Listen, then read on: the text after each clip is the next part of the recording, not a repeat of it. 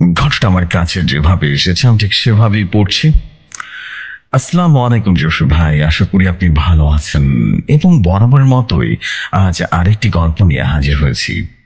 ঘটনাটি বা গল্পটি ভালো লাগবে পড়ে শোনাবেন। গল্পটির নাম শোধ। গল্পের মূল লেখকের নাম শেষে উল্লেখ করব। এখন শুরু করি গল্প। হাত পা অসাড় হয়ে আসছে সুবর্ণার। না, কোনো সন্দেহ নেই এই যে পালকগুলো কোনো মোরকের, আর পালককে লেগে থাকার রক্তগুলো বেশ তাজা, অথচ রোজ কোনো না কোনো মাংস না হলে খাওয়ায় রুচতে না সেই সুবর্ণার। গত 10 দিন হয়ে গেল মাংস খাওয়া ছেড়ে দিয়েছে, আর বাড়িতে গোটা মোরগ আনার তো প্রশ্নই নেই।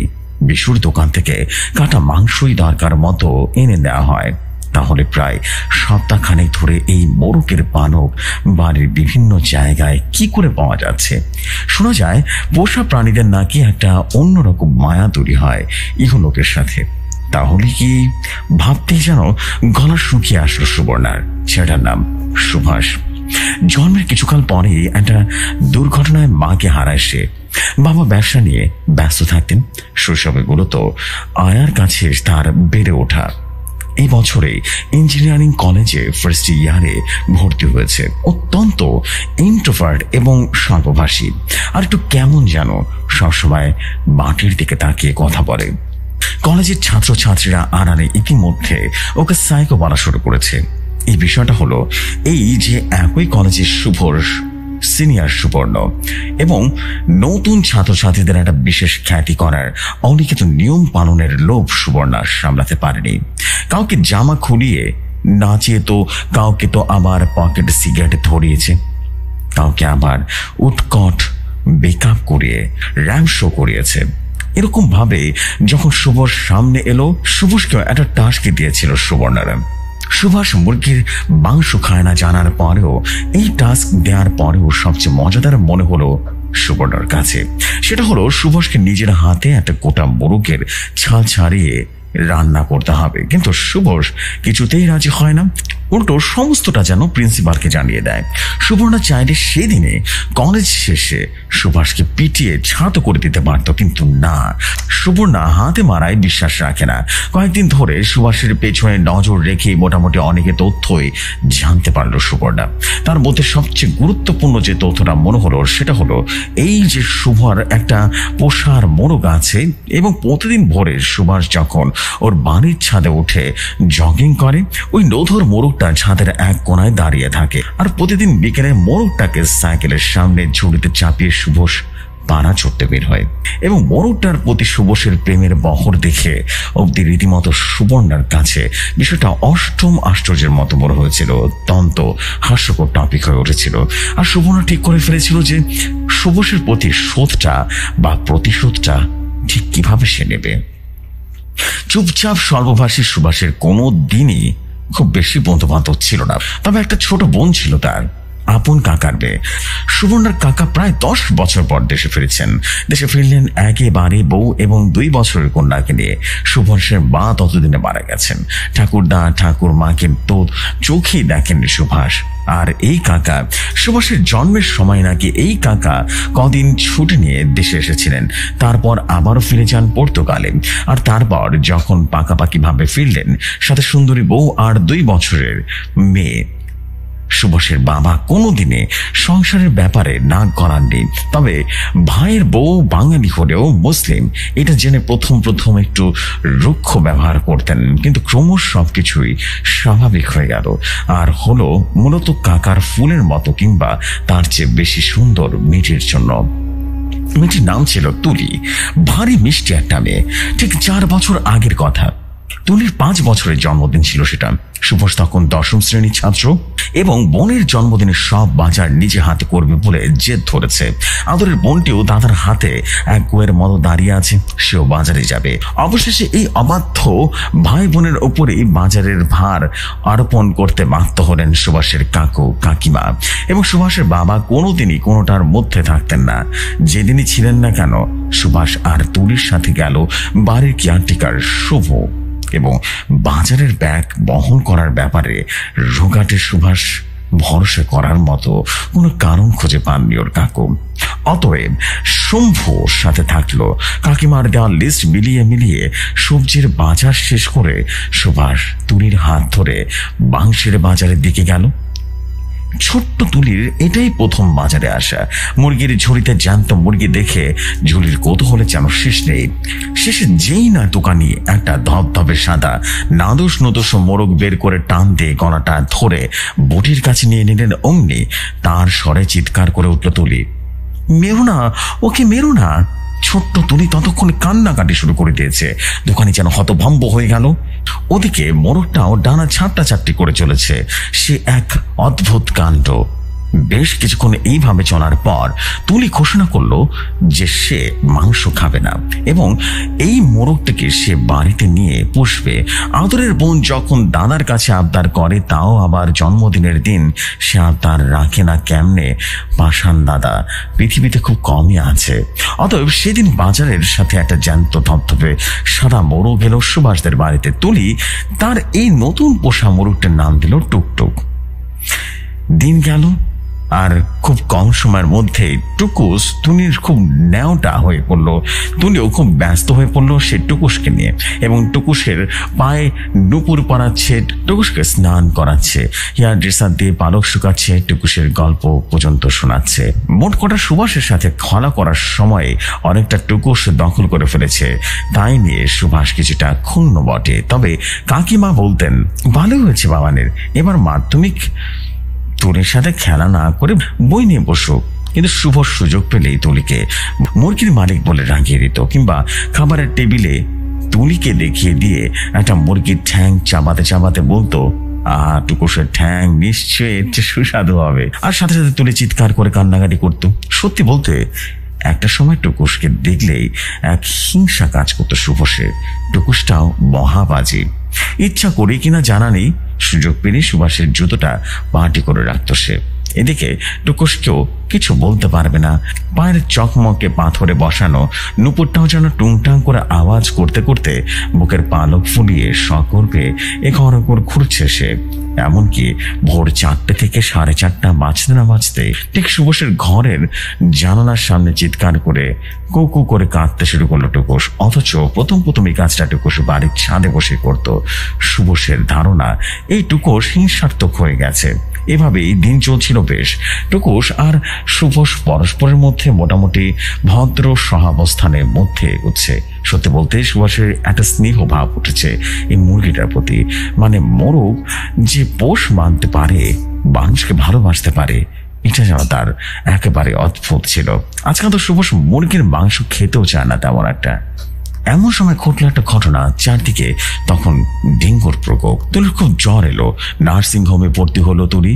প্লেটলেট 20,000-এর নিচে নেমেছে এবং সন্ধে নাগাদ সুভাষের হাত চেপে তুলি বলল, দাদা আমি তো বাড়ি নেই, তুই বাড়ি ফিরে টুকুসকে আবার খেয়ে ফেলবি না কিন্তু। সুভাষের তখন দুর্ভাবনার দুশ্চিন্তায় পাগল পাগল অবস্থা। তুলির কথা শুনে কেঁদেই ফেললো সে। সেই কথা শেষ কথা। সেদিন ভোর রাতে ফুটফুটে তুলি আমাদের সবাইকে ছেড়ে চলে গেল অন্য কোথাও, ধরা চহার বাইরের কোনো এক জগতে। সুভাষের সেই বছর মাধ্যমিকটা আর দেওয়া হয়নি, পরের বছরও না। 2 বছর নষ্ট করে পরের বার লেটার মার্কস নিয়ে পাশ করলো সে। পড়াশোনা বরাবরের মতো ভালো ছিল সে। তাছাড়া পড়াশোনা করা ছাড়া আর টুকুসের সময় দেওয়া ছাড়া কিছুই করতো না সে। মানে না খেলাধুলা, না ফেসবুক ইত্যাদি। চাপা স্বভাবের সুভাষ বোনের মৃত্যুর পরে যেন আর গুটিয়ে গেল নিজের মধ্যে। একমাত্র টুকুস হয়ে উঠল তার সাথী। আর হ্যাঁ, বোনের মৃত্যুর পর টুকুসের দায়িত্ব নিয়ে অবধি মুরগির মাংস খাওয়া পুরোপুরি ছেড়েছে সুভাষ। পাঠা খাসি খেলেও মুরগির খাবার কথা ভাবতেই পারে না ও। অদ্ভুত ব্যাপার, টুকুস ভীষণ রকম ন্যাওটা হয়ে গেছে সুভাষের। স্কুল কোচিং থেকে শুরু করে সুভাষে ফিরলে কোথা থেকে যেন টানা ছাপটানো শুরু করে। তারপর প্রতিদিন বিকেলে সাইকেলের সামনে টুকুসের সাথে ঘুরে বেড়ায়। তো পাড়ার লোক ব্যাপারটা বুঝতে পারতো এবং হাসিও করতো। হাসি তামাশা করলেও তুলির মৃত্যুর পর সবাই সহানুভূতির সাথে দেখতো বিষয়টা, সেটা মনও কিভাবে এত পোষ মানতে পারে। এভাবে বছর 4 কেটে গেল। কলেজে উঠেছে সুভাষ, ইঞ্জিনিয়ারিং কলেজ। কাকা বলে দিয়েছেন সিনিয়রদের সাথে কোনো তর্কে ঝামেলায় যেন না জড়ায়, যা বলবে চুপচাপ শুনে নেবে। চুপচাপ শুনে নিত সুভাষ, যদি না এই ভয়ঙ্কর আদেশটা আসতো। সুভাষ চিকেন ছুঁয়েও দেখে না, জেনে সিনিয়র সুবর্ণ বসাককে কিনা একটা জ্যান্ত মুরগি এনে কেটে রান্না করতে হবে। রাগে সুভাষের কপালের শিরাগুলো যেন ফুটে উঠছিল। কটমট করে সুবর্ণর দিকে চেয়ে বলছিল না। সুবর্ণ বসাক মুহূর্তের মধ্যে যেন থতমত খেয়ে তারপর কষে একটা থপ্পড় মারল সুভাষকে। আর সাথে সাথে সুভাষ সোজা প্রিন্সিপালের ঘরে গিয়ে সমস্তটা বলে দিল। গোটা কলেজের সামনে প্রিন্সিপাল ভর্ৎসনা করে সুবর্ণার গ্রুপকে, তবে অন্য এক জুনিয়র স্টুডেন্ট অভিযোগ না করায় সুবর্ণের বিরুদ্ধে কোনো কড়া পদক্ষেপ নিতে পারলেন না তিনি। সুবর্ণ ভালো মানুষের মতো সরি বলে বুককে জড়িয়ে নিয়ে সুভাষকে। সুভাষও রাগ ভুলে যায়, ভাবে কলেজে এমন হতেই পারে, কিন্তু সুবর্ণ যে ঠান্ডা রক্তের সাপের মতোই সেটা শুভ সাজ করতে পারেনি। ঘটনার মাসখানেক পর একদিন কলেজ থেকে বাড়ি ফিরে সুভাষ কুটুসকে দেখতে পেল না। সারা বাড়ি উঠোন ছাদ বাড়ির পেছনে তন্ন তন্ন করে খুঁজেও পাওয়া গেল না টুকুসকে। এরকম আগেও দুবার হয়েছিল বটে, দুবার সারাদিন রাতে খুঁজে বেড়িয়েছিল না, কিন্তু পরদিন ভোরবেলায় কুটকুট করে সারা বাড়ি যেন মাতিয়ে দিল। শম্ভু বলেছিল জঙ্গলের দিকে বন মুরগির সাথে প্রেম করতে গিয়েছিল নাকি। এবারে তেমন কিছু হয়েছে ভেবে ঘুমিয়ে পড়ল সুভাষ, কিন্তু পরদিন ভোরেও যখন টুকুস ফিরল না তখন বেশ চিন্তিত হয়ে গেল। এদিকে কলেজে সেদিন না গেলেও সিনিয়র দাদারা কি একটা সেলিব্রেশন রেখেছে। বিশেষ করে সুবর্ণা বলেছে সুভাষকে আসতেই হবে। ইতিমধ্যে 4টা মিস কল্ড সুবর্ণাদার, এবং সুভাষ চায় না সিনিয়রদের রাঙাতে। বিশেষ করে সুবর্ণ যখন ব্যাপারটা মিটিয়ে নিয়ে বন্ধুত্ব করে ফেলেছে, সেখানে সুভাষ রেডি হয়ে কলেজে গেল। ঠিক করে সুবর্ণের সাথে দেখাই করে বাড়ি ফিরবে, টুকুসকে খুঁজতে বেড়াবে। সুভাষ ইউনিয়ন রুমে ঢুকতেই হইচই করে গেল সিনিয়ররা। কেক কাটা হচ্ছে, সুবর্ণার জন্মদিন আজ। সুভাষকে দেখে হাসি মুখে এগিয়ে এসে সুবর্ণা ওর মুখে এক টুকরো কেক যেন তুলিতে বলল, ভাই হাসি কটা জিনিস চাইবো দিবি? নাইলে ভাববো সেদের চরের জন্য তুই আমায় ক্ষমা করিস নি আজকেও। সুভাষ আমতা আমতা করে বলল, বলো কি চাও? এ তো আজ আমায় এক্ষুনি ফিরতে হবে যে। সুবর্ণাটা অদ্ভুত হাসিতে বলল, আমি সেদিন তোকে একটা রান্না করতে বলেছিলাম না, আজ আমি নিজে ঠিক সেই রান্নাটা করে এনেছি। সেটা আমি নিজে হাতে তোকে খাওয়াতে চাই, আর তুই তোর হাতে খাওয়াবি আমায়। ব্যাস, তাহলে বুঝবো তুই আর দুঃখ রাখিস নি।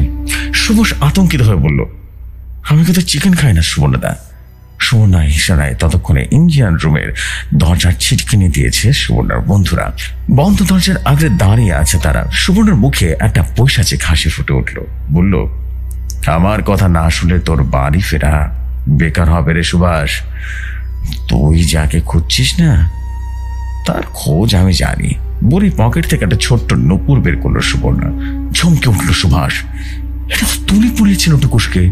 সুভাষ কাঁদো কাঁদো গলায় বলল, সুবর্ণা দয়া করে টুকুসকে কিছু করো না, প্লিজ বলো ও কোথায়। তুমি যা বলবে আমি তাই করবো, তোমার কেনা হয়ে থাকবো। তুমি শুধু একবার বলো ও কোথায়। ঠিক করে হাসতে লাগলো। সুভাষের মাথায় হাত বোলাতে লাগলো সুবর্ণ। তারপর চুলের মুঠি ধরে টেনে দাঁড় করালো সুভাষকে আর বলল, বলবো তার আগে আমার হাতের রান্না খেয়ে বল কেমন রাধে আমি রে। নে গেলেটা। বলতে বলতে পাশের টিফিন বক্স থেকে এক টুকরো মাংস নিয়ে সুভাষের মুখে জোর করে ঢুকে দিল সুবর্ণা। সুভাষ কাঁদতে কাঁদতে কোনো মতে গিলে ফেলে বলল, ভালো হয়েছে, এবার বলো না টুকুস কোথায়, প্লিজ বলো না। একটু মাংস কামড় দিতে দিতে সুবর্ণা বলল, তোর টুকুস এখন তোর পেটের ভেতরে রে, বুঝতে পারছিস না? যা গিয়ে এবার প্রিন্সিকে সব রিপোর্ট কর, যা যা যা রিপোর্ট কর। সেদিন অনেক রাত অবধি কলেজের ছেলেদের মেসের ছাদে সেলিব্রেট করেছিল সুবর্ণারা, এবং সুবর্ণ মেসে থাকে না, কিন্তু তার বন্ধুদের একটা বড় অংশ কলেজের ম্যাচ থেকে পড়াশোনা করে। মেসের কেয়ারটেকার রামু হাতিকে মাসে মোটা অংশের বকশিস দেয় সুবর্ণরা। এসব নিয়মিত ভাঙার কাজ থেকেও চুপ থাকার জন্য সুবর্ণের উপরে রাগটা এতদিন ধরে সযত্নে পুষে রেখেছিল সুবর্ণ। এতদিন চরম শোধ তোলা গেছে, এবং টুকুসের মাংস গিলেছে জানার পরও সুবর্ণ গলায় আঙ্গুল দিয়ে বমি করার দৃশ্যটা মনে পড়তেই আপন মনে হেসে উঠল সুবর্ণ। বিড়বিড় করে বলল, সেদিন নতুন ছেলে মেয়েগুলোর সামনে স্যারের কাছে শুধু তোর কথা শুনতে হয়েছিল আমায়। এখন কেমন লাগলো সারা দুদিনের চোখরা সুবর্ণা? বর্ষাকে কেস খাওয়ায়। এখন মদ খেয়ে প্রায় রাত 2টো নাগাদ বাড়ি ফেরে সুবর্ণা। প্রথম ঘটনাটা ঠিক সেদিনই ঘটলো। টলমল পায়ে গাড়ি থেকে নামতে গিয়ে খেয়াল করলো গাড়ি হাতলে চাপ চাপ রক্ত যেন লেগে আছে। মদের নেশায় তখনও সেটা অবশ্য খুব একটা পাত্তা দিতে পারেনি, কিন্তু পরদিন বেলায় ঘুম ভাঙার পরে নিজের হাতে শুকনো রক্ত দেখে বেশ চমকে উঠেছিল। এরপর থেকে মাঝে মধ্যে অদ্ভুত কিছু ঘটনা ঘটা শুরু হলো সুবর্ণার সাথে। প্রথম দিকে পাত্তা না দিলেও ক্রমশ বিষয়টি ভাবতে বাধ্য করলো তাকে। যেমন একদিন কোথাও কোনো কিছু না দিব্যি এক মনে যেন জিম করছিল সুবর্ণ। জিম শেষ করে টাওয়াল দিয়ে গায়ের ঘাম মুছতে গিয়ে আর একটু হলেই চিৎকার করে উঠেছিল সে। টাওয়ালের মধ্যে এক গাদা মুরগির রক্ত মাখা পালক ছিল, না দেখে গা মোছায় সেই রক্ত সুবর্ণার বুক পেটে লেগে গিয়েছে। জিমে সুবর্ণর কলেজের অনেকেই পড়ে, সবার সামনে বিষয়টা নিয়ে নিজের ইমেজ নষ্ট করতে চায় না সে, তাই সে তককে তককে থাকে। সুবর্ণা 100% নিশ্চিত হতে পারত যে এসব ঘটাচ্ছে সুভাষ, কিন্তু মুশকিল হলো সেদিনের পর কেউ সুভাষকে কলেজে আসতে দেখেনি। তারপর একদিন বাড়ি ফিরে ফ্রেশ হবার জন্য বাথরুমে গিয়ে দেখে বাথরুমের পাখির পালক পড়ে আছে।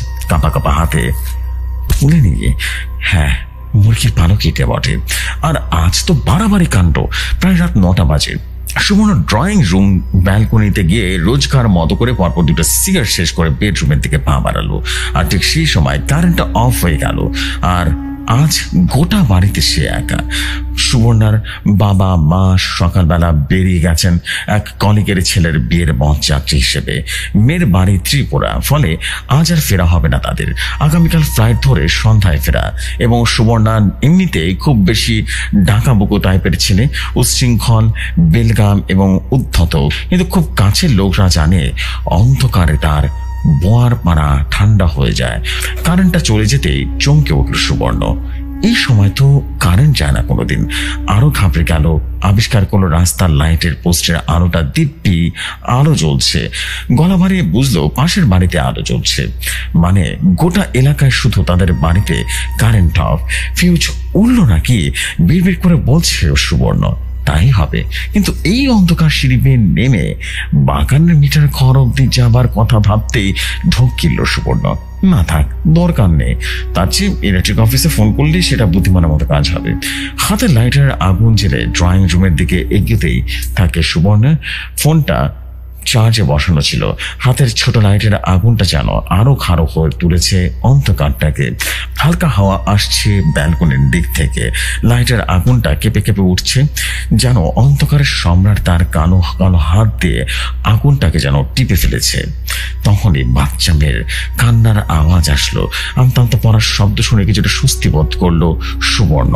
পাশের বাড়ির বাচ্চাটা স্কুলের পড়া পড়ছে বোধহয়, যদিও পাশের বাড়ির সঙ্গে তাদের মধ্যবর্তী ফাঁকা স্থানের সুবর্ণাদের ওটা লনটা মাঝে রয়েছে, তবুও হালকাভাবে শব্দটা ভেসে আসছে। এই সম্পূর্ণ ফাঁকা বাড়িতে নিটল অন্ধকারের মধ্যেও ভেসে আসা হালকা আওয়াজটা যেন স্বাভাবিক সাধারণ পৃথিবীর সাথে সুবর্ণা একমাত্র যোগাযোগ। অন্ধকারে একা থাকলে সুবর্ণার মাথায় অনেক অনেক ফেলে আসা ঘটনা একটার পর একটা হাত যেন ধরাধরি করে চলে আসে। একটা অদ্ভুত অস্বস্তি কাজ করছে সুবর্ণার। অবশ্য এটা নতুন কিছু নয়। অন্ধকারে সুবর্ণা বরাবরই অস্বস্তি হয়, এবং সুবর্ণার একটু জেঠু ছিলেন, স্বভাবগতভাবে বেশ হিংস্র প্রকৃতির ছিল। ছোটবেলায় সুবর্ণা দুষ্টুমি করলেই তিনি সন্ধ্যাবেলায় ছাদের চিলকোঠার ঘরে আটকে রাখতেন সুবর্ণাকে। হঠাৎ করে চমকে উঠল সুবর্ণা। বাচ্চাটার নামটা থামিয়ে কখন যে রাইম পড়া শুরু করেছে, কিন্তু পাশের বাড়ি থেকে বেশি আসার শব্দ এত জোরে কেন শুনতে পাচ্ছে সুবর্ণা? ঠিক যেন পাশের ঘরে বসে বসে পড়ছে, রাইম পড়ছে, আর সেটা কেমন যেন অদ্ভুত ভাবে পড়ছে। সুবর্ণা কিছু বুঝতে পারে না ঠিক কি অসঙ্গতি রয়েছে, কিন্তু ছড়া বলার ছন্দ কেমন যেন অন্যরকম লাগছে, কেমন যেন একটা টেনে টেনে অদ্ভুত ভাবে বলছে। অবশ্য বাবা মা যেমন অদ্ভুত, মেয়ে তো অদ্ভুত হবেই, মনে মনে ভাবলো সুবর্ণা। এই প্রতিবেশী উপেন তালুকদারের সাথে কোনো দিন ওদের সুসম্পর্ক নেই। পাড়ার একটা কালী পুজোকেও কেন্দ্র করে ঝামেলা, মুখ দেখভাল করে বন্ধ করে সেটাই চলছে আজও। বাচ্চাটা হঠাৎ চুপ করে গেছে। হয়তো ওর মা ওকে শাসন করছে, তা একদিক দিয়ে ভালোই হয়েছে। ওরকম বিশ্রী ভাবে রাইম পড়ার থেকে না পড়া অনেক ভালো। কিন্তু কোথায় ওর বাবা মা? কারো গলার আওয়াজ তো ভেসে আসছে না। মারধর করছে হয়তোবা। সাধারণত বাচ্চারা কড়া ধাঁচের গার্জিয়ানদের ভয় এবং ভক্তি করে। সুবর্ণা আবারও ফিরে গেল ওর ছোটবেলায়। সুবর্ণার জেঠু খুব কড়া ধাঁচের গার্জিয়ান ছিল, কিন্তু সুবর্ণা জেঠুকে ভয় এবং ভালোবাসত না, ভয় এবং ঘৃণা করত। কতটুকুই বা বয়স তখন সুবর্ণার? ক্লাস 4 তখন, এবং 10 বছর বয়স, খুব বেশি হলে 10 বছর। স্কুলের পক্ষ থেকে অনেক ছাত্রছাত্রীর সাথেও সে বৃত্তি পরীক্ষায় অংশগ্রহণ করেছিল, কিন্তু ফলাফল আশানুরূপ ছিল না। সেদিন থেকে ভাইপো মানুষ করার দায়িত্ব এই জেঠু নিজের হাতে তুলে নিলেন। নিজে বিয়ে যে করেননি, কাজেই ভাতু পুত্রকে বংশ কলঙ্ক হওয়ার হাত থেকে রক্ষা করাটাই তার জীবনের মূল লক্ষ্য হয়ে দাঁড়ালো। তিনি বিশ্বাস করতেন শক্তের ভক্ত নরমের যন্ত্রপাতে, আর এই শক্ত হতে সবচেয়ে সহজ যে উপায়টা তিনি বেছে নিয়েছিলেন সেটা ছিল অন্ধকার ঘরে সুবর্ণকে আটকে রাখা। মারধর করার তুলনায় এই শাস্তিটা সুবর্ণার জন্য সবচাইতে ভয়ঙ্কর ছিল এবং কার্যকর একটা পন্থা ছিল, এবং তিনি সেটা আবিষ্কার করেছিলেন। কাজে বাড়ির হোমওয়ার্ক কিংবা স্কুলের ক্লাস ওয়ার্ক সবটাই নিয়মিত হতে লাগলো সুবর্ণার। জেঠু এবং সুবর্ণার বাবা মা সবাই খুব খুশি ছিলেন। সবাই বুঝতে পেরেছিলেন ছেলে পড়াশোনা বেশ ভালো চলছে, কিন্তু যেটা বুঝতে পারেনি সেটা হলো সুবর্ণা ধীরে ধীরে বেশ ভয়ঙ্কর হিংস্র হয়ে উঠেছে। সুবর্ণা বুঝে গেছিল অপেক্ষা করা ছাড়া আর কোনো উপায় নেই। আর এভাবে একদিন সে সুযোগ পেয়ে গেল। সেবার বর্ষাকাল ছিল, সুবর্ণা তখন দ্বাদশ শ্রেণীতে ছিল। তুমুল বৃষ্টির মধ্যে চুপো চুপো হয়ে সুবর্ণা কোচিং থেকে ফিরছিল। তখন দেখলো সামনে জেঠুর ছাতা মাথায় হন হন করে হাঁটছে। উনি কোনো একটা কাজ সেরে ফিরছিলেন। সুবর্ণা তারা হাঁটার গতি কমিয়ে মধ্যকার দূরত্ব বাড়ল। জেঠুর সাথে মুখোমুখি হওয়ার কোনো ইচ্ছা তার নেই। বাড়ির গেট পেরিয়ে এগোতে গিয়ে আবিষ্কার করলো উঠোনের পিছন জায়গাটা, এবং জেঠু উল্টে পড়ে রয়েছিলেন। ছাতাটাও ভেঙে পড়ে রয়েছে পাশে। সুবর্ণা তাড়াতাড়ি কাছে গেল। জেঠুর কানের পাশ দিয়ে কালচে গাঢ় লাল রক্ত যেন বেরিয়ে এসে বৃষ্টির জামার জোরে মিশে যাচ্ছে। সুবর্ণা একটু ঝুঁকলো। একটা গোগানের মতো আওয়াজ করছে ভদ্রলোক। চোখগুলো যেন বিস্ফোরিত। সুবর্ণার দিকে কাঁপা কাঁপা হাতটা এগিয়ে দিলেন, কিন্তু হাতটা ধরতে গিয়ে কি করলো সুবর্ণা? আমাদের আস্তে আস্তে দুই দিকে নাড়ালো। এরপর অদ্ভুত একটা হাসি খেলে গেল, ওর চোখে মুখে খেলে গেল। ধীর পায়ে চিটুকে ফেলে গিয়ে এগিয়ে যাচ্ছে সুবর্ণা। উঠোন পেরিয়ে চুপচাপ বাড়িতে ঢুকে কাউকে কিছু না বলে বাথরুমে ঢুকে শাওয়ারটা চালিয়ে দিল সুবর্ণা। আজ নিশ্চিন্তে স্নান করবে সে। আজ 5 মিনিটের মধ্যে কেউ বাথরুমের দরজা ঢাকাবেন না বাইরে আসার জন্য, কারণ যে এটা করে সে এখন উঠানে পড়ে আছে। কানের পাশ থেকে বেরিয়ে যাচ্ছে লাল তাজা রক্ত। কি শান্তি, কি শান্তি। প্রায় ঘন্টা 3 পর বারান্দায় কাপড় মেলতে গিয়ে সুবর্ণার মা যখন দেখলেন তার ভাসুরের উঠোনে পড়ে রয়েছে, ততক্ষণে অনেক দেরি হয়ে গেছে। হসপিটালে ডাক্তার বলেছিল ঘন্টাখানেক আগে আনলেও বাঁচানো যেত। সুবর্ণার মা আজ মাঝে মাঝে সুবর্ণাকে বলেন, একটু যদি আগে ফিরতে বাবু, তোর যেটিকে বাঁচতে পারতাম। সুবর্ণা কথাটা শুনে পৈশাচিক আনন্দে তার মন ভরে যায়। সুখ স্মৃতির কথা মনে পড়লো। অন্ধকারে মনটা যেন খুশি হয়ে গেল সুবর্ণার। মাথাটা বেশ হালকা লাগলো। বারান্দায় বেতের চেয়ারে নিজের শরীরটাকে একটু এলিয়ে দিল। ঠোঁটের কোণে এক চিন্তা হাসি খেলে গেল। আর ঠিক তখনই একটা হিমেল হাওয়া কানের পাশ দিয়ে চড়ে গেল। প্রায় চমকে উঠে সুবর্ণা মনের ভুল ভাবলো, কিন্তু না, তা হয় না সুবর্ণার। আস্তে আস্তে সে তার ঘাড় ঘোরালো। বারান্দার দিকে ভেসে হালকা আলো চোখের সামনে অব্দি পৌঁছালো না। সে জমাট বাঁধা অন্ধকারের দিকে তাকিয়ে সুবর্ণা মনে হলো অন্ধকারে যেন প্রাণ রয়েছে। সুবর্ণা অন্যদিকে চোখ ঘোরালেই অন্ধকারে তার ঘাড়ে চেপে বসবে। ঠিক এরকমই মনে হতো তার ছোটবেলায় অন্ধকারে চিমটে খড়ে। আবারও ভেসে আসলো বাচ্চা মেয়েটার গলা। সেই একই রকম অদ্ভুত ভাবে টেনে টেনে ঝরে পড়া। কিছুটা বিরক্ত হলো সে সুবর্ণা। আর বিরক্তটা হলো বললেই সে বুঝতে পারলো অন্ধকার থেকে যে ভয়টা সে পাচ্ছে সেটাকে জাগিয়ে বসতে দেওয়া যাবে না। একটু ফেসবুক বা হোয়াটসঅ্যাপ করলে এই বিচ্ছিন্ন অস্বস্তিকর ভাবটা কাটানো যেতে পারে, কিন্তু ফোন তো মাঝের ঘরে চার্জে বসানো। সেই দুপুরে চার্জ দিতে বসেছিল, কারেন্ট চলে যাওয়ার পরে আর নিয়ে আসা হয়নি। বাচ্চা মেয়েটাকে উদ্দেশ্য করে একটা গালাগাল দিয়ে পকেট থেকে লাইটারটা বের করে লাইটারের আগুন দিয়ে রীতিমতো চার্জার ফোনটা খুলে আনতে ঘরের মধ্যে পা রাখলো সুবর্ণা। অন্যদিকে না তাকিয়ে দ্রুত চার্জ পয়েন্টের কাছে এগিয়ে গেল এবং চার্জার লাইটটা খুলে দিতে পাশে রাখা ফ্যামিলির ফটোটা দিয়ে চোখ পড়ল। আর পড়তেই সুবর্ণার হাত পা কেঁপে উঠল। সুবর্ণা স্পষ্ট মনে হলো ঠিক সেদিনের মতো বিস্ফোরিত গোল গোল চোখ যেন ফটো জেঠুর দিকে তাকিয়ে আছে। লাইটারটা পড়ে গেলেও ততক্ষণে মোবাইলটা হাতে পেয়ে গেছে সুবর্ণা। একবার মনে হলো মোবাইলের টর্চটা জেনে আরেকবার ছবিটা ভালো করে দেখে নেবে কিনা, কিন্তু সাহস পেল না। তাড়াতাড়ি করে ব্যালকনির দিকে ফিরে গেল। রাস্তার আলোটা একটু হলেও ব্যালকনিতে আসছে। ওদিকে ইলেকট্রিক সিটি যেন ফোন সারাতে হবে, যেমন ভাবে তেমন কাজ। তবে ইলেকট্রিক অফিসে ফোন করলেও কোনো কাজ হচ্ছে না। একটা চাপা উত্তেজনা যেন কাজ করছে তার ভেতরে। ধরানোর জন্য সিগারেটটা ছেড়ে রীতিমতো লাইটারটা ধরিয়ে রুমের মেঝেতে পড়ে গেছে।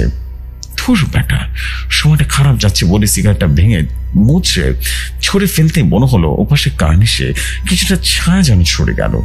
বিড়ালটার কিছুটা হবে, বিড়বিড় করে বলল সুবর্ণা। এমনিতেও মা বলেছিল একটা বিড়াল মাঝে মাঝে এসে উৎপাত করে, আর সুবর্ণার মা এই ধরনের বিড়াল বিশুর দোকানে থেকে মুরগির পালক ইত্যাদি নিয়ে এসে ঘর বাগান নোংরা করেছে। এই বিড়ালটাই হবে।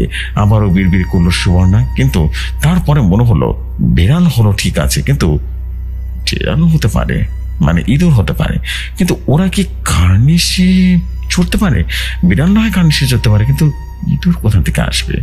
আর যদি বেজি হয়, এই যদি সুভাষের কাজ হয় তাহলে তো চোয়ানের চাপটা একেবারে ভেঙে দিতে হবে। কিন্তু ভালো করে নজর রেখেছে সুবর্ণ। ঘটনার পর সে বাড়িতে ঢুকেছে, সেই থেকে আর মুখ দেখানো হয়নি, এমনকি মোবাইলটাও বন্ধ। সুভাষের বিরুদ্ধে একটা প্রমাণ পেলে সুভাষ ছালটাকেও রীতিমতো ঠিক টুকুসের মতো করে ছাড়িয়ে নেবে সুবর্ণ। কিন্তু যদি এই সুভাষের কাজ না হয় তবে একটা ভয়াবহ আতঙ্ক আছে যেটা চেপে বসেছে সুবর্ণাকে। কিছুদিন ধরে একটা অদ্ভুত ভাবনা তাকে গ্রাস করে চলেছে। সেদিন বাজারে মুরগি কিনতে গিয়ে হঠাৎ খেয়াল করলো একটা বড় সাদা মোরগ ঝোড়ের ভেতর থেকে এক দৃষ্টিতে সোজা তার দিকে তাকিয়ে আছে। প্রথমে ভেবেছিল মনের ভুল, কিন্তু ইচ্ছা করে এদিক ওদিক হাঁটাহাঁটি করে বুঝলো মোরগটা মাথা ঘুরিয়ে ঘুরিয়ে শুধুমাত্র তাকিয়ে দেখছে। মোরগটা কেমন যেন চেনা চেনা লাগলো সুবর্ণার। মোরগটা ঠিক একটু কুশের মতো দেখতে না? কথাটা মনে হতেই ওর কেমন যেন ভয় লেগে গেল এবং বাড়ি চলে এসেছিল সুবর্ণা। সেদিন থেকে মুরগি কেনা তো দূরের কথা, মুরগির দোকানদারের কাছেও যায় না সুবর্ণা। সম্ভবত বাগানে জিমে বাথরুম, সেখান থেকে মুরগের পালক দেখার পর থেকে উটকোট সে চিন্তাটা যেন মাথায় আসছে সুবর্ণার। টুকু শুধু একটু বেশি ধবধবে স্বাস্থ্যবান ছিল। তাছাড়া সব সাদা মোরগগুলো যেরকম হয় না, ঠিক সেরকমই মনকে প্রবোধ দিতে থাকলেও এই অন্ধকারে কিন্তু আতঙ্কের ভাবনাগুলোই পেয়ে বসেছে সুবর্ণাকে। উফ, কখন যে আলোটা আসবে, এক সিগারেট ধরাবো আর তারও উপায় নেই, বিড়বিড় করে বলছে সুবর্ণ। তারপর খেয়াল করলো যে তার বেডরুমে গোটা দিনের লাইট বিছানায় তালাতেই রাখা আছে। হাতের লাইটের টর্চের আলো জেটে বেডরুমের দিকে এগোতে থাকে সুবর্ণ। জেঠুর ছবির দিকে এগিয়ে লাইটারটা খোঁজার বিন্দু মাত্র ইচ্ছা নেই তার। দ্রুত পায়ে বেডরুমের দিকে এগিয়ে যাচ্ছে। এমন সময় সুবর্ণ মনে হলো কিছু একটা ঝটফট করে আওয়াজ করে সামনের দিকে সরে গেল। একটা আওয়াজ যেন সরে যেতে লাগলো, আর অজানা আতঙ্ক যেন তাকে ঘিরে ধরলো। ফ্যাস ফ্যাস গলায় জিজ্ঞেস করলো, কে ওখানে? সুবর্ণার গলাতে যেন কেঁপে উঠেছে। সব চুপচাপ, একটাও শব্দ নেই। সুবর্ণার পা যেন একেবারে ভারী হয়ে এসেছে, গলা শুকিয়ে কাঠ হয়ে গেছে। আবারও কাঁপা কাঁপা গলায় একটু জোর দিয়ে বলল, বেরিয়ে আয় বলছি। আসলে এক বাপের বাচ্চা হলে বেরিয়ে আয়, পুঁতে দেবো একেবারে। সুবর্ণার কথা শেষ হওয়ার আগে একটা হালকা টুংটাং আওয়াজ যেন ঘরে আসলো, আর হঠাৎ করে ভয়ঙ্কর ভাবে সেটা মিলিয়ে গেল। কিসের আওয়াজ? আওয়াজটা কেমন যেন চেনা চেনা লাগছে। কোথায় যেন, না না না, কিছুতে হতে পারে না। মাথার ভেতরে হঠাৎ করে অসহ্য যন্ত্রণা হচ্ছে। কি করবে কিছুই যেন বুঝে উঠতে পারছে না। ব্যালকনির দিকে ফিরতে যেতেই কেমন যেন পায়ে ফুটলো কিছু একটা। এটা আবার কি বলে টর্চের আলো নিচু হয়ে যা দেখলো, তাতে গরম একটা হাওয়া মেরুদণ্ড যে যেন নিচে নেমে এলো। ঝকঝকে সাদা মার্বেলের মেঝেতে রক্তমাখা সাদা পালক পড়ে আছে। না না না, কোনো সন্দেহ নেই এগুলো মোরগের পালক। একটা সাদা মোরগ হিসিস করে উঠলো। ভয় তার অবসাদ। মোবাইলটা পড়ে যাওয়ার উপক্রম হচ্ছে, কিন্তু না, এত ভয় কেন পাচ্ছে সুবর্ণা? একটা সামান্য মোড়কই তো, মানুষের সাথে তার খাদ্য খাদক সম্পর্ক এত ভয়, ঠিক আছে, কিন্তু কি? কিন্তু তখনই মনে হলো ছোটবেলায় ঠাকুমা বলতো বাড়ির পশুদের নাকি ইহ জগতের প্রতি আলাদা মায়া তৈরি হয়, তাই তারা নাকি সবসময় চট করে মুক্তি নাও পেতে পারে। তাহলে কি এতটুকু ভাবতে গলা শুকিয়ে এলো সুবর্ণার। আর হাসিটা, ওটা কি মনের ভুল? একটা আতঙ্কের চোরা যেন গিলতে থাকতো সে। তাড়াতাড়ি করে ব্যালকনির দিকে পা ফেলতেই যাবে, এমন সময় ঠিক যেন তার বেডরুমের ভেতর থেকে আওয়াজ আসলো, ক্রুর ক্রুর। একটা অমানসিক চিৎকার করে দৌড়ে গিয়ে বেঁচেতে পড়ে গেল সুবর্ণ। ওদিকে ইউনিয়ন রুমের ভয়ঙ্কর ঘটনার পর আজ দিন 15 হতে চলল, সুভাষ বাড়ি থেকে বের হয়নি। একমাত্র ক্লাসমেট নীলাঞ্জনা ভাদুরী মাঝে মধ্যে সুভাষের বাড়িতে যায়। একমাত্র এই ছেলের সাথে সুভাষের কিছুটা বন্ধুত্বপূর্ণ সম্পর্ক তৈরি হয়েছে। অবশ্য নীলাঞ্জন যেচে পড়ে এই বন্ধুত্ব না করলেও বোধ হয় সেটা হতো না। আজ নীলাঞ্জনের হাত ধরে হাও মাও করে কেঁদে ফেলল সুভাষ। হাতটা চেপে ধরে বলল, কিন্তু আমার টুকুস তো ফিরবে না রে, আমার বোন খুব ভালোবাসতো ওকে, আর আমি নিজেও। নীলাঞ্জনের মুখে যেন জয়ের হাসি ছিল। সুবোষের কাঁধে দুটো ঝাঁকিয়ে বলল, শোন সুবোষ, যা খবর পেয়েছি মাথা ফেটে একেবারে সে মার আপাতত হসপিটালে আছে। এতটা হবে অবশ্য ভাবিও নি, যা হয়েছে সেটা ওর কর্মের ফল ছিল। আমি প্রথম থেকে তক্ক ছিলাম এই বেশ দুর্বল জায়গা খুঁজে বের করবই, আর নীলাঞ্জন যা একবার ঠিক করে তা অবশ্য করেই ছাড়ে, বুঝলি। এই নীলাঞ্জন হলো ফার্স্ট ইয়ারে সেই ছেলেটা যাকে সুবর্ণারা জোর করে মাদক খাইয়ে আর স্কার্ট পরিয়ে গোটান কলেজের ছেলে মেয়েদের সামনে নাচতে বাধ্য করেছিল। নীলাঞ্জনের দোষ বলতে ছিল দারুণ রকম সুদর্শন এবং ফার্স্ট ইয়ারে মেয়েদের সুবর্ণর মনে ধরেছে, সেই মেয়েদের আবার নীলাঞ্জনের মনে ধরেছে, আর এটাই সুবর্ণকে খেপিয়ে তুলেছিল নীলাঞ্জনের উপরে। আর সেদিন জোর করে মাদক খাইয়ে গোটা কলেজের সামনে ওকে হাস্যরৌচক মা ওকে র্যাঙ্ক দিয়েছিল। নীলাঞ্জনের বাবা মার বড্ড আদরের ছেলে। বাবা মার বিয়ের প্রায় 10 বছরের পর স্বার্থ সামর্থ্য, ডাক্তার, ওষুধ ইত্যাদির পর নীলাঞ্জনা জন্মায়, ফলে আদর খুব বেশি হয়েছে। যেদিন টুকুসকে তুলে আনা হয়, সুবর্ণার চেলাও সেদিন নীলাঞ্জনকে সুবর্ণার ফলো করেছিল। তার সুবর্ণার চেলারা যে একটা বস্তায় করে কিছুটা নিয়ে সুবর্ণার বাড়িতে ঢুকছিল সেটাও দেখেছিল, তবে বস্তায় কি আছে সেটা বুঝতে পারেনি। পরের দিন ইউনিয়নের রুমে সুভাষের সাথে করে যাওয়া ঘটনা জানতে পেরে সবটাই যেন মিলিয়ে নিয়েছিল, আর ঠিক করে ফেলে এই জানোয়ার অথম সুবর্ণকে শিক্ষা দিতে হবে। ততদিনে নীলাঞ্জন জেনে গেছে সুবর্ণা অন্ধকার ভয় পেয়ে যায় এবং রাতের বেলা হলে হালকা আলো না জ্বালিয়ে ঘুমাতে পারে না। ব্যাস, গাড়ির হাতল কিংবা জিমের টাওয়েলের রক্ত পালক মিশিয়ে মোটা টাকার বিনিময়ে কলেজরা একটা মাদকখোর ছেলে করে দিয়েছিল, এবং মুরগি কাটার দোকানের অভাব নেই। টাকা দিলেই নাকি বাঘের দুধ অবধি পাওয়া যায়। রক্ত মাখা মুরগির পালকে পাওয়া তো কঠিন কোনো কাজ নয়। জিমন্যাস্টিক মেডেল প্রাপ্ত নীলাঞ্জনের কাছে দোতলা উঠা কার্নিশ পেয়ে বাথরুমের ভেতরে বাড়ির এখানে ওখানে পালক ছিটিয়ে রাখা এবং মুরগির রক্ত ছিটিয়ে রাখা, এটা একটা আলাদা ভোজ বাজে ছিল, কিন্তু সেটা যথাযথভাবে করতে পেরেছে এটাই দেখা গিয়েছে। বিজয়ের হাসি নীলাঞ্জনের মুখে এতদিনে সত্যটা সে নিতে পেরেছে।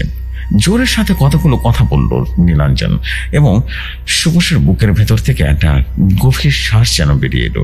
টুকু শেষে নুপুর পরা একটা ছবি মোবাইলে বের করে দেখিয়ে বলল, জানিস নীল, এই ছোট্ট নুপুর ওর গায়ে সব সময় থাকতো, ওকে বুনু দিয়েছিল। এইটাই সেদিন আমার হাতে গুজে দিয়েছিল বর্ষায় সুবর্ণ। আমার পড়ার টেবিলের উপরে রেখেছিলাম, জানিস, 2 দিন আগে দেখেছিলাম। কোথায় যে গেল খুঁজে পাচ্ছি না। টুকুস যখনই হঠাৎ করে টুংটুং করতো না, বলতে বলতে আমারও গলাটা ভারী হয়ে এলো সুবসে। কোথায় যাবে, মাথা ঠান্ডা করে ধীরে ধীরে খোঁজ পেয়ে যাবি। জোরালো বিশ্বাসের সাথে কথাগুলো বলল নীল। মুখে তার প্রশান্তির হাসি খেলে গেল। জানোয়ার ছেলেটাকে মেঝেতে পড়ে থাকলে মাথা ফেটে যাবে প্ল্যান ছিল না, কিন্তু যা হয়েছে বেশ ভালো হয়েছে। নীলাঞ্জন এতে বেশ খুশি, কিন্তু এই অবধি মনে পড়ছে না গল্প কি শেষ, কিন্তু না, এখনো বাকি আছে। মানুষ যা ভাবে তা তেমনটা কিন্তু হয় না। রাত প্রায় 11টা নাগাদ ইলেকট্রিক অফিসের ছেলেটি এসে অনেক হাঁক ঢাক করেও যখন সাড়া পেল না, তখন নিজে মিটার বক্স ঘরে ঢুকে কানেকশনটা ঠিক করে যাচ্ছিল। এমন সময় গোগানের আওয়াজ। তাকিয়ে দেখলো রক্তাক্ত অবস্থায় সুবর্ণা কোনো মতে এগিয়ে আসছে, এক হাত দিয়ে কপালটা চেপে ধরে রেখেছে, সেখান থেকে রক্ত বের হচ্ছে। হতভম্ব ছেলেটির কাছ থেকে কোনো মতে পৌঁছে আবারও জ্ঞান হারায় সুবর্ণা। তার 2 দিন পর হসপিটাল থেকে খানার স্টেজ মাথায় নিয়ে সুবর্ণা বাড়ি ফিরছে। ওই ইলেকট্রিকের ছেলেটি তাকে হাসপাতালে ভর্তি করেছিল। ডাক্তারের অবশ্য বক্তব্য, কপালের আঘাতের তুলনায় কোনো কারণে প্রচন্ড ভয় পেয়েছিল সুবর্ণা, জ্ঞান হারিয়েছিল। শারীরিক দুর্বলতার আঘাতও ততটা নেই। এদিকে বাড়ি ফিরে অবধি সুবর্ণা অদ্ভুত রকম শান্ত হয়ে গেছে। যে সুবর্ণা কিছুতেই হাসপাতাল থেকে বাড়িতে ফিরতে চাইতো না, আজ সকালে ভিজিটিং আওয়ারে মৈনাক দেখা করে আসার পরে সে সুবর্ণা বাড়ির জন্য অস্থির হয়ে উঠেছেন। মৈনাক হলো যাকে সুবর্ণা ডান হাত, দেখতে শুনতে কথা মারাত্মায় রীতিমতো বেশভূষায়, এক কথায় মাস্তান বলতে যে আদর্শ চেহারা বোঝায় সেরকম মৈনাক, একদম সেরকম। মৈনাক সুবর্ণাকে শুধু জানিয়েছে ওই রাতে কেবলমাত্র সুবর্ণাদের বাড়িতে কারেন্ট চলে গিয়েছিল, এবং সবচেয়ে গুরুত্বপূর্ণ বিষয় হচ্ছে সুবর্ণাদের বাড়ির ইলেকট্রিসিটি কানেকশন মিটার করে সবকিছু বন্ধ রেখেছিল। মনে সন্দেহ রাখলো এবং সুবর্ণা বাড়ির চারদিকে করে ভালো করে দেখলো, আবিষ্কার করলো মাঝ বরাবর নিচের খুবিতে যেন একটা সিগারেটের টুকরো আছে। আর ওই ব্র্যান্ডের সিগারেট সুবর্ণা খায় না, আর সুবর্ণার বাড়িতে অন্য কেউ ধূমপান করে না। আর সবচেয়ে বড় কথা হলো গলির মোড়ের চায়ের দোকানে কাজ করা বাচ্চাটা বলেছে ও মাঝে মাঝে একটা লোককে সুবর্ণার বাড়ির বাগানে ঢুকতে দেখেছে, কিন্তু লোকটি নিজের মুখের রুমাল দিয়ে বেঁধে রাখার কারণে তেমন একটা দেখতে পারেনি বাচ্চাটিকে। অতএব সুবর্ণা বুঝতে পেরেছে ভয়ঙ্কর ষড়যন্ত্রের শিকার হয়ে গেছে সে। রাগে লজ্জায় সুবর্ণা যেন ফুসছে, এসব কিছু সে সুভাষ কাতরাচ্ছে। সেটা নিয়ে সুবর্ণার মনে আর সন্দেহ নেই। সুবর্ণা হাসপাতালে ঢোকার 2 দিন পর থেকে, মানে এই গত 2 দিনে সুভাষ আবার কলেজে যাওয়া শুরু করেছে। ও ভেবেছে ভূতের ভয় দেখে সুবর্ণাকে শেষ করে দিবে। ও বিড়বিড় করে বলছে, সুবর্ণা আজ কলেজে ফার্স্ট, আমি বাড়িতে শুয়ে, তুই কলেজে মস্তি করিস তাই না? আজ তোর শেষ দিন। একটা ঠান্ডা হাসি দিয়ে সুবর্ণা ঠোঁটে, তারপর খুব একটা নিশ্চিত হয়ে পাশ ফিরে ঘুমিয়ে পড়ে। বিকেল নাগাদ মৈনাক আসতেই উঠে যায় ছাদে। সুবর্ণা চাপা গলায় জিজ্ঞেস করলো, সব ঠিক আছে তো? মৈনাক ব্যাগের মধ্যে থেকে হুইস্কির বোতলটা বের করে বলল, হ্যাঁ তবে বলছি কি বস, বীরু আমার খাস লোক, টাকাটাও যেমন দিয়েছে তেমন নিখুঁত। এর আগে 7টা মার্ডার করেছে, সব কটা সিম্পল রোড অ্যাক্সিডেন্ট বলে পুলিশের খাতায় লেখা। আজ ছোকরারা বাস থেকে বেরিয়ে শুধু বড় রাস্তায় ওঠার অপেক্ষা করছে, ব্যাস কোথা থেকে একটা লরি এসে পিষে দেবে। এতটুকু বলেই খ্যাঁক করে একটা বিশ্রী হাসিতে আশপাশটা যেন ভরে তুললো মিরায়। কিন্তু সুবর্ণার মুখে হাসি নেই। আগে কাজটা মিটবে তারপর হাসবে সে। কড়া গলায় জিজ্ঞেস করলো, কিন্তু সেটা কখন? মৈনাক ততক্ষণে 2 প্যাক মেরে দিয়েছে এবং একটা গ্লাস সুবর্ণার দিকে এগিয়ে দিয়ে বলল, গুরু পয়সা যখন ঢেলে আমার খুশি হয়েছে, তখন তোমাকে খুশি করা আমার দায়িত্ব। ওই মালটা শুধু বড় রাস্তায় আসুক না একবার, আর কাজ হলে তো সাথে সাথে ততক্ষণে বীরও ফোন করে দিবে আমায়। ততক্ষণ চিয়ার্স। এতটুকু বলেই সুবর্ণা ধরা গ্লাসে যেন নিজের গ্লাস ঠেকিয়ে কয়েকটা ঢোক দিল এবং প্যাকটা শেষ করে দিল। মৈনাকের একটা সমস্যা, মদ পেলে আর কিছু যায় না। আজ সুবর্ণার মোটা টাকার কাজ পেয়ে এমনিতেও বেশ মজার মধ্যেই আছে সে।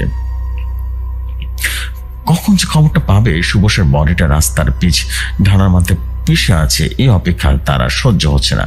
কতক্ষণ যে বীরু ফোন করে খবরটা দিবে, প্রবল উৎকণ্ঠার ছটপটানি নিয়ে 2টা ঘন্টা কেটে গেল। মৈনাকের হুঁশ প্রায় নেই বললেই চলে। এর মধ্যে 8 বোতলের বেশি হুইস্কি একাই শেষ করে ফেলেছে। সুবর্ণার চোখটা একটু লাল হয়ে গেছে, হালকা একটা নেশা জমেছে, কিন্তু যথেষ্ট সজাগ সে। শুধুমাত্র ফোনের জন্য উদ্গ্রীব হয়ে আছে সুবর্ণা। নেশা চলে যেতে বুঝতে পারে ওর ব্যাগ বানাচ্ছে নিজের জন্য। তাছাড়া সূর্যাস্ত হয়ে গেছে, অন্ধকার হয়ে গেছে, এইবার ছাদ থেকে নামতেই হবে। মৈনাক নিজের দল বলে টল মনে পায়ে এগিয়ে গেল, আর তখনই মৈনাক ফোনটা বেজে উঠল। কিন্তু কে ধরবে? মৈনাক তো নেশায় মগ্ন। আর তাড়াতাড়ি করে সুবর্ণা ফোনটা ধরলো। ধরতে ওপাশ থেকে বাংলা হিন্দি মেশানো ভাষায় হাওমাও করে বলতে লাগলো। সারমর্ম করলে এটাই দাঁড়ায় যে ছোকরা আধা ঘন্টা আগে কলেজ থেকে বেরিয়ে রাস্তা ধরে বাড়ি ফিরছিল। প্ল্যান মতো বেরিয়েও লরিটা নিয়ে বাড়ির রাস্তা দিয়ে মোড় মোড়কটা বার করে জায়গায় প্ল্যান মতো ইচ্ছাকৃতভাবে নিয়ন্ত্রণ হারানোর নাটক করতে হয়। আর ছেলেটা একদম লরির সামনে, কোনো চান্স নেই। তা যাই হোক, আরো কিছু বলতে চাচ্ছিল বিরূপ, কিন্তু ফোনটা যেন ধাপ করে বসে পড়ল সুবর্ণা। মোড়ক, সাইজের সাদা মোড়ক, ঠিক সেদিনের মতো ঠান্ডা শিহরণ কেটে গেল। তাহলে যে ময়নাক পড়েছিল স্বপ্নে সাজানো, আমাকে ভয় দেখানোর জন্য সব প্রস্তুত নেই, বিড়বিড় করে বলল সুবর্ণা। আর ঠিক তখনই সেদিনের মতো বাচ্চারা খিলখিল শব্দ শুনতে পেল। গলা যেন শুকিয়ে আসছে, জিভ ভারী হয়ে এসেছে। কোনো মতে চাপা গলায় ডাক দিল, ময়নাক, আয় ময়নাক, কিছু শুনতে পাচ্ছিস? এখানে বাচ্চা এলো কোথা থেকে ময়নাক? জড়ানো জিভে রীতিমতো ময়নাক বলল, হ্যাঁ বাচ্চা কই? আমি তো কোনো বাচ্চার কণ্ঠ শুনতে পাচ্ছি না। মুখে কথা শেষ হওয়ার আগে আচমকা ময়নাকের ফুটের শরীরটা যেন দৌড়ে বেঁকে ভয়ঙ্কর এক অদৃশ্য হ্যাচকা টান দিয়ে শূন্যে উঠে যায়। ভেসে আসে কচি গলার টেনে টেনে বলার ছড়ার লাইনটা, up above the world, so high like a diamond in the sky. আর পর মুহূর্তে শরীরটা যেন শূন্য থেকে সবেগে আছড়ে পড়ে নিচের মাটির উঠোনে, এবং গোটা বিষয়টাকে এত দ্রুত ঘটে গেল যা কল্পনা করতে পারেনি।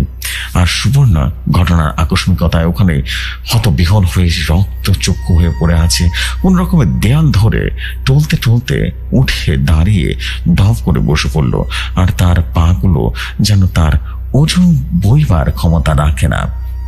সামনের জমাটা বাঁধা অন্ধকারের দিকে তাকিয়ে মরে ভর্তি সে। ময়নাক যে কাজগুলো করছে, সুবর্ণা এক্ষুনি এই বাড়িটা ছেড়ে পালাতে হবে। তা না হলে ভাবতে ভাবতে একটা হালকা টুংটাং শব্দ যেন কানে আসলো। আর সাথে সাথে বাচ্চার গলায় অদ্ভুত ভাবে হিস হিস করে টেনে উঠলো, হাঁপটি মাটে টিম, হাঁটটি মাটে টিম। কোনো মতে শরীর নিচের দিকে অংশটা যেন সরতে সরতে প্রায় হামাগুড়ি দিয়ে ছাদের দরজার দিকে এগুতে থাকে সুবর্ণা। কিন্তু ছাদের দরজায় এগিয়ে গেল। এখানে কি ছিল?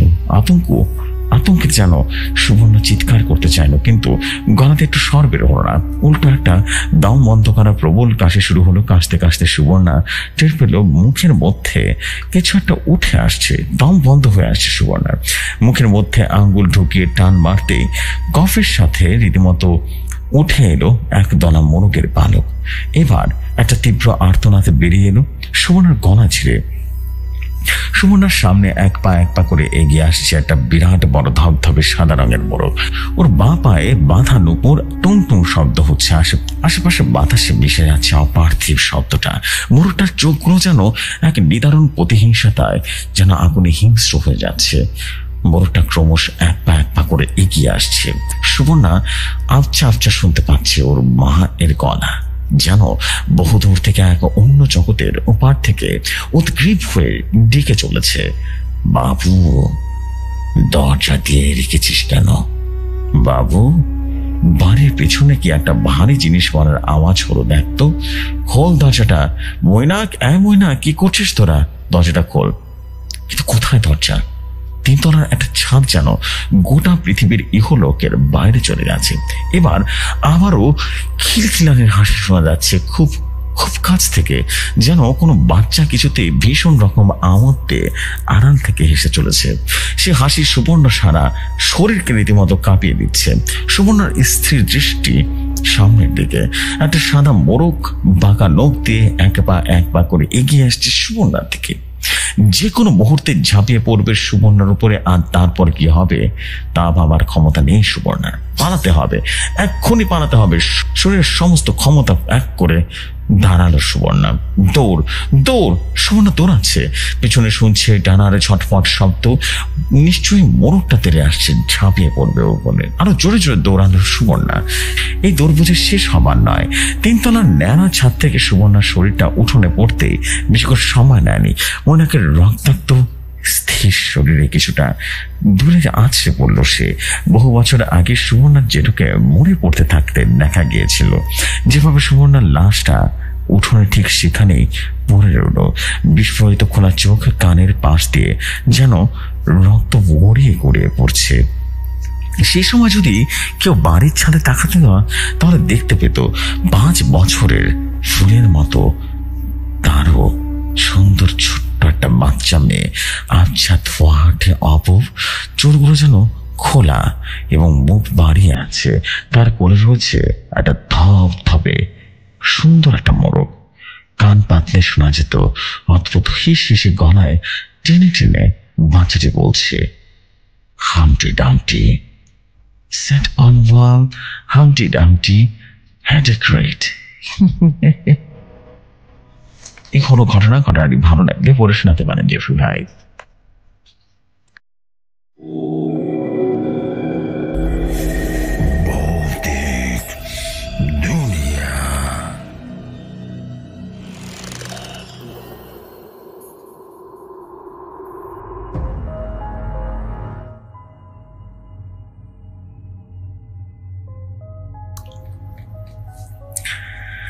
থ্যাংক ইউ সো মাচ ভাইয়া স্টোরির জন্য। এবং স্টোরিটা আমি বলবো একই সাথে ভয়ের যে বিষয়টা ছিল সেটা একদম শেষে ছিল।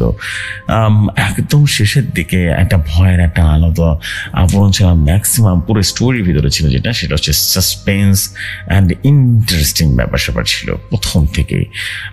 It's all about the thing যে প্রথম থেকে স্টোরিটা অনেক বেশি ইন্টারেস্টিং ছিল এবং ইন্টারেস্টিং ভাবে শেষ হয়েছে। মানে এটা বলবো it's not a super horror story, but it's a definitely thriller horror story বলা যেতে পারে, ইজন্ট ইট?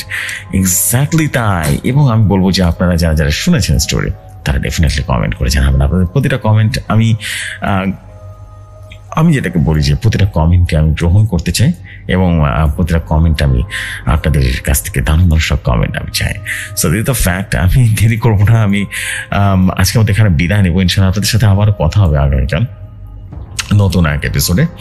ততক্ষণ তো সবাই ভালো থাকুন অ্যান্ড অবশ্যই অবশ্যই অবশ্যই ভৌতিক দুনিয়ার সাথে থাকুন। অ্যান্ড ফিরোজ ভাই থ্যাংক ইউ ভেরি মাচ স্টোরির জন্য। বাট স্টোরি এরপরে অবশ্যই হরফায়ার স্টোরি চাই, আরও বেশি ভয়ঙ্কর স্টোরি চাই, ইজন্ট ইট?